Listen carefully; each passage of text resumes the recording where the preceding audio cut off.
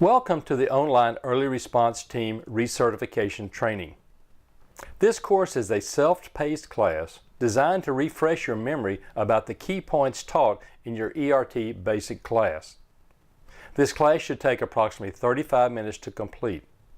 At the end of the video, you will be directed to take a post-test of the material covered. This isn't a pass-fail exam, but rather a tool to help you reinforce the key points of the training.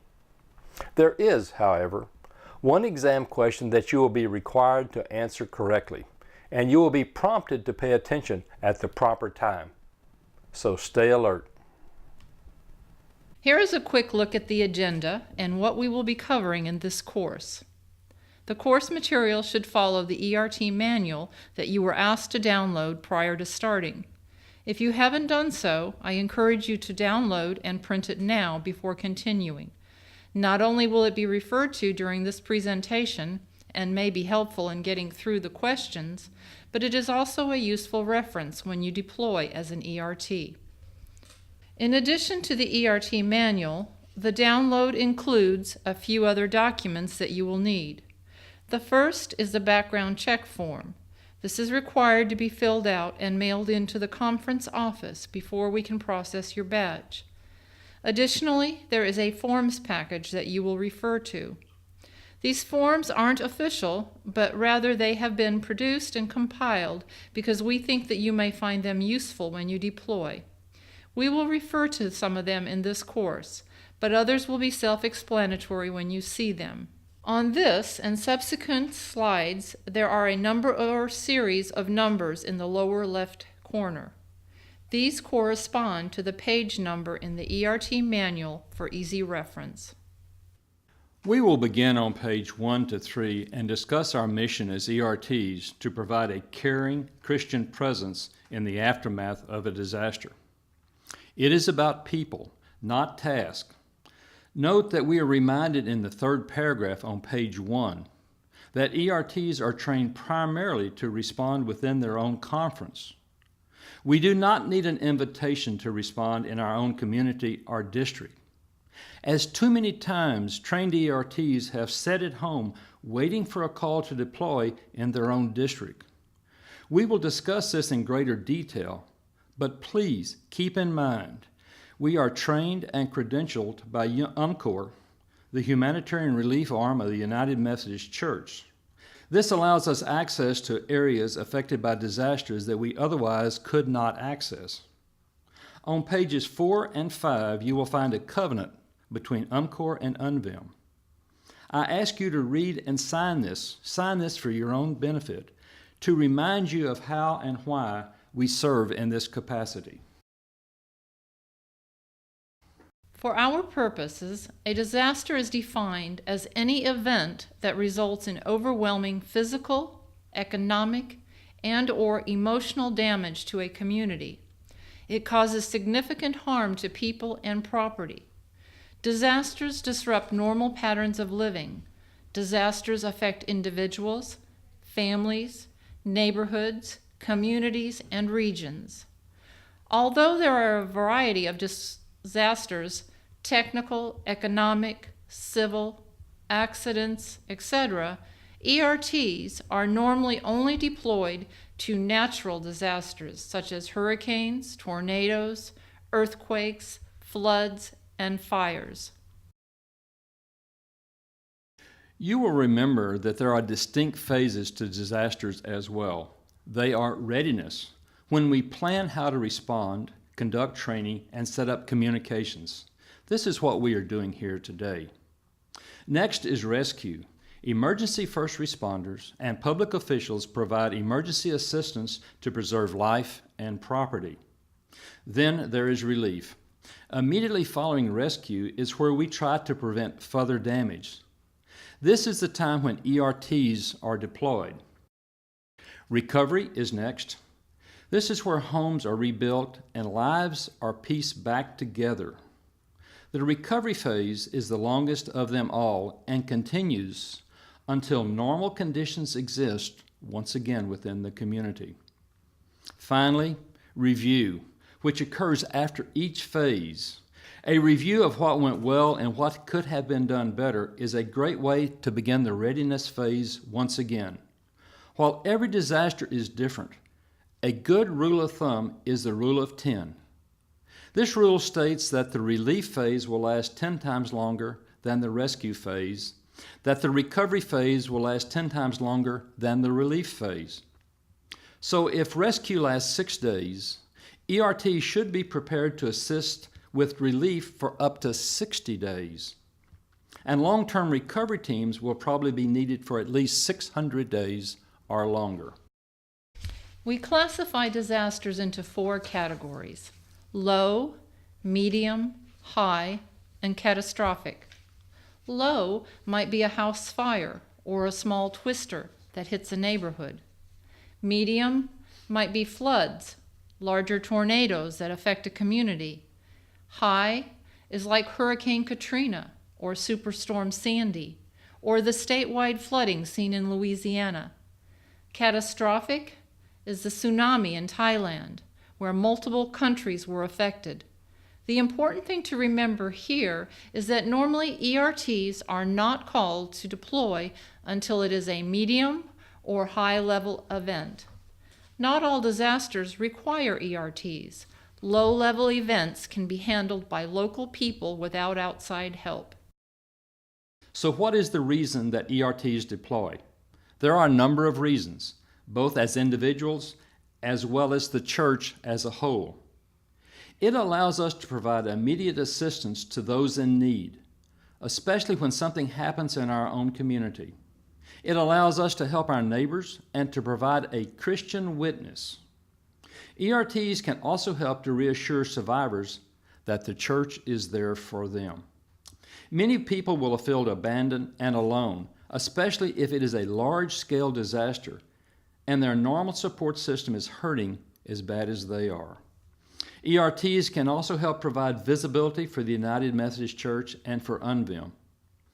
It is sad to think of it that way, but Christians and the church in general can use all the good press that we can get. Remember that the United Methodist Church has a reputation of being the first in and the last out by being part of a continuum of support from the beginning with ERTs, continued through help provided by long-term recovery with the UNVIM teams. We can speed along the recovery process for the survivors. Remember that ERTs respond both as individuals and as the church. What do ERTs do? Remember our mission: to provide a caring Christian presence in the aftermath of a disaster. This always needs to be our first order of business.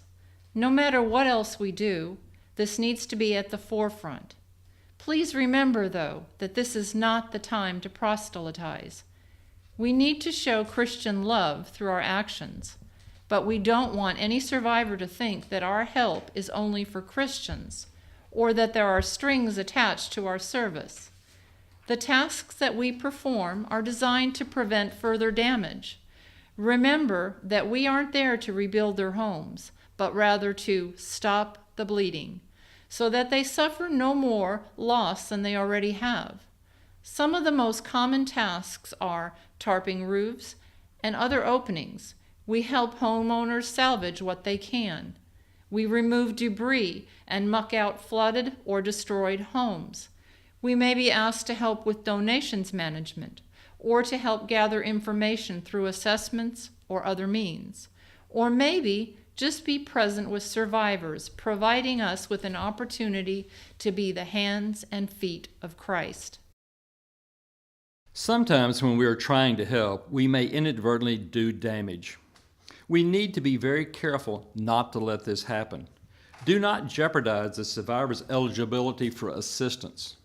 This starts with a conversation and getting to know the homeowner. Remember, this is about people, so it makes sense that we get to know them. Do they have insurance? Have they registered with FEMA? Can you help them contact their insurance company or FEMA before you start cleaning out the property? You might suggest that they take photos before we begin the work. Or maybe your team listener can walk through the property with them and help them do this. But a word of warning: Please don't deliberately take photos of survivors or their homes without their permission. And even if you have permission, please don't share them on social media or even your church on Sunday morning. Doing that just victimizes the survivors even more. You should have written permission from the homeowners before you begin, and it is best if they are present when you are working. Discuss with them what you are doing and what you cannot do. In the forms package, there is a form titled Work Order and Statement of Understanding to access the property. This is a great place to get their permission and also to get in writing what you will do. Remember, these people are in shock, and when you say, "We are here to cut out and remove sheetrock," in their mind they may hear, "We are here to replace the sheetrock." So get it in writing and leave them a copy of it. Remember, ERTs do not make repairs. We are likely to be on the scene early after the disaster. The survivors will have recently been through what may have been the worst day or week of their life. They will be thinking irrationally and may well be in shock. Remember, this is a ministry of caring. The jobs are important, but the people are more important. Here we see the 4 stages or phases that survivors will pass through. First, they must accept reality. They need to accept that this is happening to them. You might hear, "I can't believe this is happening," or "This is so unreal. This can't be real." Second, they must experience pain. In order to move on, they have to go through the pain. They will cry uncontrollably, they will shut down emotionally or stop speaking. They won't respond rationally to questions. They may not be able to make decisions. Third, they must adjust to a new situation. Eventually, they will be able to adjust and begin to accept what has happened. Finally, they will reinvest in the new. Their life will never be the same, but they will make adjustments and a new reality will form. We aren't there to analyze them, but should understand what they are experiencing so that we can respond correctly and help them to cope as best as possible. Each person is different, but since we are there fairly early on after an event, we will likely see them in the first 2 stages. We need to anticipate and react appropriately. Parenting techniques help, but don't expect them to act rationally early on. The best thing that we can do is understand where they are and help them in the moment. In working with survivors, we should work to help them regain control. Never make survivors dependent upon you. We should recognize symptoms of depression, rage, self-pity, sense of loss of control are all red flags. We must be sure that we are not feeling our own need for recognition or importance. Finally, when working in post-disaster environments, flexibility is always the key. There are 7 things to remember that will help us as we are working with survivors. Number 1, we are guests in their home and should act accordingly. You may see it as a disaster site, but yesterday it was someone's home. It still is someone's home. Inappropriate comments or even laughter can be troubling to someone who has just lost everything. Number 2, our Christian witness is reflected by our actions. We may be the only Bible they ever read. We need to represent Christ and His church accordingly. Number 3, confidentiality. Again, we need to be careful of photos, but also about what we say and who we say it to. Unless someone is in danger or you see something that is illegal, respect the privacy and confidentiality of the survivors. Number 4, no promises. Never promise something that you cannot fulfill today. It is easy for us to promise that someone will be here tomorrow to finish the job, or next month to rebuild the home, but we can't be sure of either one of those things. Please don't add to their loss by promising something that you can't provide. Number 5, refer. Do your homework before you arrive and be ready to offer the homeowner information that may help them. Our personal abilities may be limited, but we can certainly be ready to refer them to others. Especially if you are working outside of your communities, take a few minutes and find the information for FEMA registration, for shelters, pet rescue agencies, donation coordination sites, debris pickup coordination, and so on. Number 6, we are involved in a ministry of presence. How we love on these people is more important than what we physically do. Number 7, be careful with your words. On page 19, there is a list of things to say and not to say. Take time to read through these and reacquaint yourself with them. It is so easy to say the wrong thing without even knowing it. Hopefully you remember that an early response team is comprised of 7 positions. They are listed on the screen, and the duties of each are listed in the manual on pages 25 to 27. Please take a few moments and review the descriptions of each job assignment. Remember that we are all busy, and therefore you need to recruit a pool of at least 30 people in order to put a team together of 7 at any one time. From that pool, you should be able to identify 6 team leaders and 3 logistic resources. Also look for people with equipment and construction skills. You can refer to page 27 for a list of attributes for all team members. Remember, we are training to be team members and not individual responders. TEAM is an acronym for Together Emergencies Are Manageable. Also, you can never have too many possible members. If you think you do, consider forming more teams. Team and personal safety. On the personal side, make sure you are in good health. Wear proper clothing. Remain hydrated and work safely. Make sure that you are qualified to do what you are asked to do.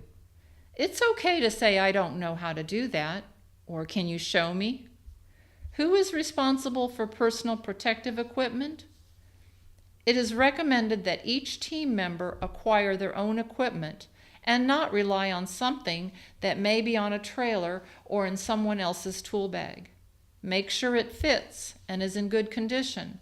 Remember that trying to buy something like rubber boots after a flood will be difficult in an affected community. Debrief nightly. We will experience hurting people in this job, and it will affect us. It is recommended that team members meet nightly to discuss what you experienced. It isn't a time to gossip or to share personal information, but rather a time to process what you and others experienced. Immunizations.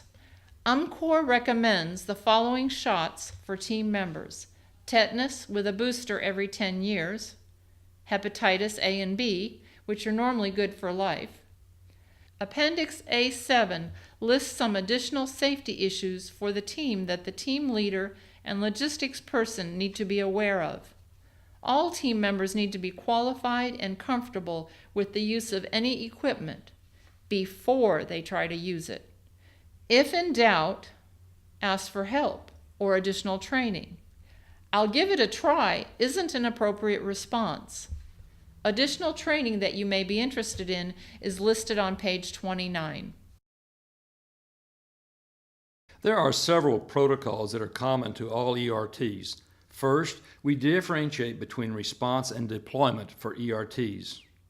Response occurs near home without a needed invitation or any outside influence. Deployment, on the other hand, occurs when we are sent to other areas away from our community or district. We are normally deployed through our Conference Disaster Response Coordinator. This is often done through district coordinators or through what we refer to as cluster leaders. The use of clusters is an idea that we in the Rio, Texas Conference are beginning to use to help us to bring together trained responders who are not necessarily part of a team or part of a church with a large ERT presence, but who are geographically located near to others who are. This allows us to include all responders and allows us to increase the pool of potential responders that can be called upon when the need arises. Remember when we discussed the pool of 30 volunteers needed to field a team of 7? Clusters will help us do that. Deployment out of our own conference always comes after an invitation. We do not self-deploy, as doing such will almost always create a burden on the affected community. The invitation is made between the conference disaster response coordinators and is often done in conjunction with the jurisdictional coordinator. ERT should always plan to be self-sufficient. This does not mean that there will be no support on the ground when we arrive, but we should be ready to fend for ourselves if the situation calls for it. We deploy for a 3-day limit. This means 3 days on the ground working, plus additional days as needed for travel. This is done for a variety of reasons. ERT work is hard and creates stress. We will be sleeping in unfamiliar places and eating things that are not normal for our bodies, and also we need to leave room for others to serve. Also, we reduce the possibility of creating dependency when we leave in 3 days. ERTs need to know and follow safe sanctuary policies as established by the conference. Safe sanctuary policies are basically designed to ensure the safety of children, youth, and vulnerable adults. Disaster survivors definitely fall into the category of vulnerable people. If you are not familiar with your church's safe and sanctuary policy and training, please check with your church's youth coordinator or minister. Because we are trained within UMCOR guidelines, we receive our ERT credentials identifying us as UMCOR affiliated group. Our badges are produced within the conference, but still carry the UMCOR credential. As such, they must include a photo and are good for 3 years. As described before, the UMCOR credential will help us gain access where unaffiliated volunteers may not be allowed. As with most everything that we do, documentation of what we do becomes more important every year. Federal relief dollars are normally given to communities at a 75-25% split. This means that local communities must be able to provide 25% of the help in order to get the 75% federal funds. One way that they do this is by counting volunteer hours as part of their percentage.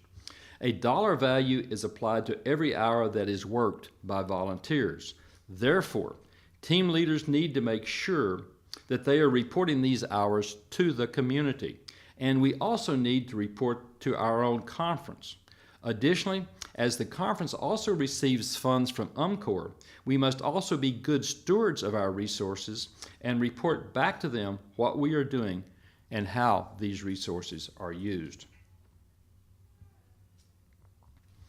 In the packet of documents that you were asked to download, there is a form titled ERT Daily Work Log. This form needs to be completed daily by the recorder listener or the team leader and sent back to the conference office. Instructions and the address are listed on the form. We also ask that the property access permission form be forwarded to the conference office upon completion of a deployment. These forms need to be maintained long-term in case there is ever a question about receiving permission for what we do. Another important consideration is team member insurance. There is information in the manual regarding insurance for the team. You can read through it, but we recommend that nobody deploy without insurance for all team members. Team leaders should discuss this with everyone going in advance and ensure that nobody is left unprotected. Let's refresh ourselves a bit about the tasks that we do as ERTs. While every deployment is different and the tasks will vary, there are a few that seem quite common. The first common task is cleaning out water-damaged homes.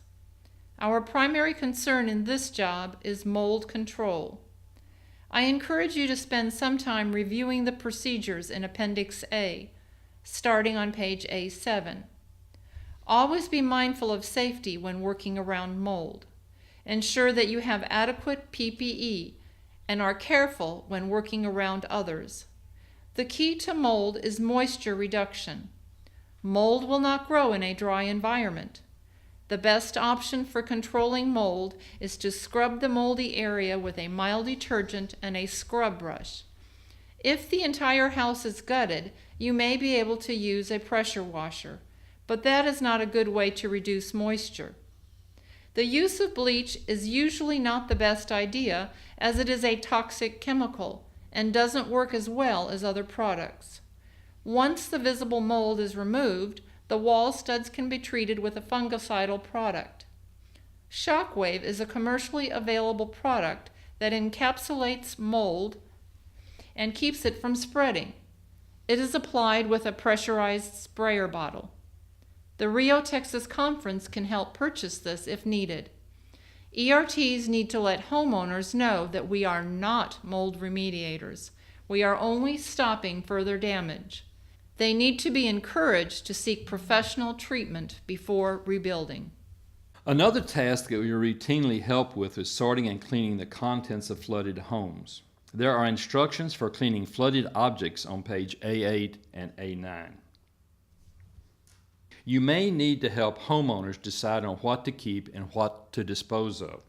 Page A8 lists things that can and cannot be salvaged.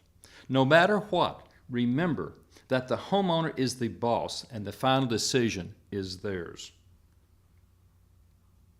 Most communities will want you to sort items to be disposed of. In a perfect world, they would be sorted in the following categories: household garbage, construction debris, vegetative debris, hazardous waste, large appliance, and electronics. In all cases, keep the debris away from obstacles that will impede pickup, because pickup will normally be done by front-end loaders or other heavy equipment. This graphic shows us how it should be done in a perfect world. After cleaning or mucking out the contents of the house, it is often necessary to remove the sheetrock that got wet and now is waterlogged. Wet sheetrock can never be salvaged and must be removed as quickly as possible to stop the growth of mold. Following are recommended steps for sheetrock removal. Start in the back of the house and move toward the front. This will help you to keep from recontaminating an area that has already been cleaned. Remove as much of the contents of the room as possible. Determine the height that the water got to in the house. This is usually evident by the dirty water line. Go 12 to 18 inches above the water line and make a hole. Test the sheetrock and insulation for moisture. If there is any evidence of moisture, keep going higher until everything in the wall is dry. Determine the level that you will cut the drywall. It is best to do so in 2-foot or 4-foot increments, as it is easier to replace a 2 or 4-foot wide piece of sheetrock than one 6 inches wide. Think about those who are coming behind you to make it quicker and easier to repair the home. Snap a chalk line around the perimeter at the desired height. Cut a clean, straight line with a sharp utility knife. Remove the soaked sheetrock in the largest pieces possible. Cut and remove the soaked insulation behind the sheetrock, but do not pull it down from behind the remaining sheetrock, as it will be nearly impossible to replace. Of course, there are any number of variables to consider, but this method has been proven to be quick, clean, and effective. Tarping damaged roofs and other openings in the home is another task that ERTs need to be ready to perform. Beginning on page A15, you can read through the recommended procedures. Tarping a roof requires use of ladders, the most dangerous tool on any work site. Please review the safety precautions listed on page A14. There is a lot of good information located in the appendices. Please take some time and read through them to reacquaint yourself with the material. I encourage you once again to keep this manual as a reference. Read through it when you are in the preparation phase prior to deploying. Stick it in your bag as you are getting ready to go, and use it as a reference when you are confronted with a new situation. Also, print a copy of the conference points of contact sheet and give someone a call if you have a question or concern. This completes the ERT recertification course. Now you just need to finish the paperwork. In order to finalize ERT recertification, you will need to complete the online course evaluation and quiz. The quiz is not really a quiz in the traditional sense, but rather a review of the material that we have just covered. The only question that you have to get right is the last one.